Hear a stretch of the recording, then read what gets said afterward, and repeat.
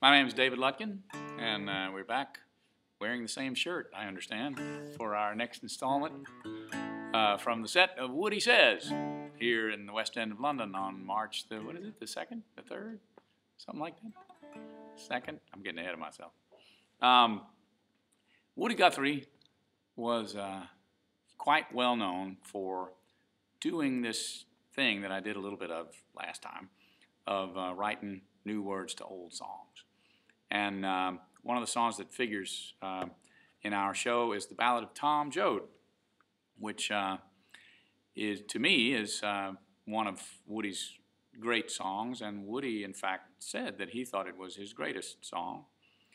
And it's such a great element in the overview to me of his life that I have weaved it through our show.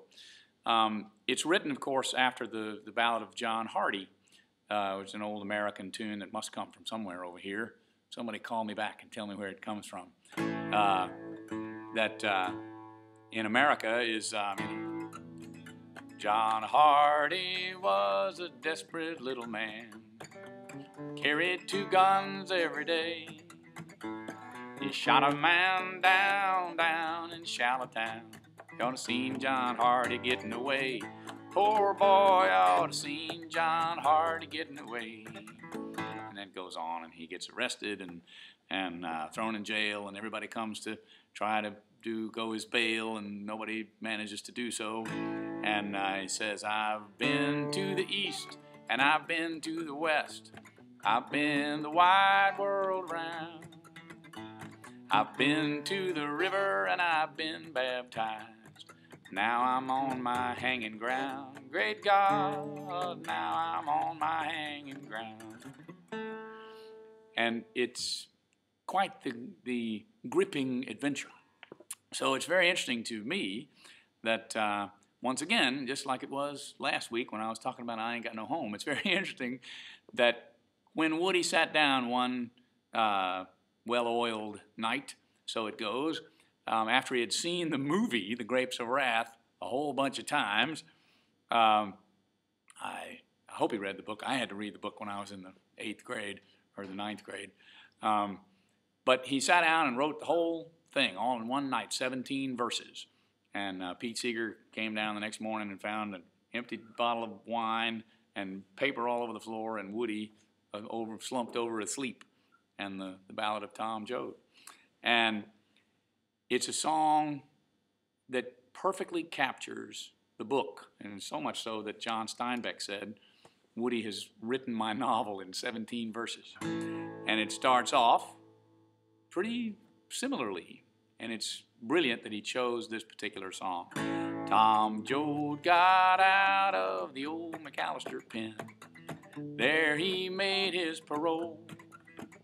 After 4 long years on a man-killing charge, Tom Joad came a-walking down the road. Poor boy Tom Joad came a-walking down the road.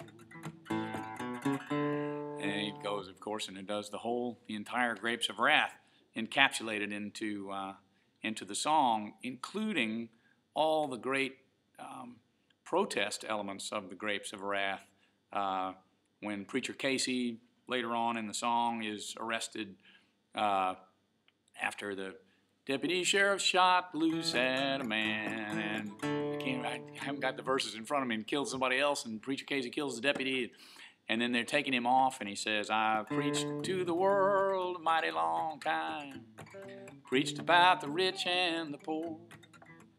Us working folks all got to get together, 'cause we ain't got a chance anymore. No, we ain't got a chance anymore. So it really is a brilliant thing that encapsulates a lot to me of the travels, of course, of Tom Joad and the travels of all the poor people in America at that time. But it's also a lot, I think Woody put a lot of his own life in it because of his similar travels, and also some of the differences of his travels. to California and New York and singing for union organizers and all those kinds of things. It's all in there. And to me, it's actually, it's Homeric. It's a lot like the Odyssey. It is an epic song, that's for sure, 17 verses long, and begins and ends with really amazing statements that have this wonderful arc between them that include the novel and his own life and a good big chunk of the life of the United States of America. And that's what we're trying to do here on the stage. We can't do it all, but we're doing our best. So come on down and see it. Thank you very much. Bye.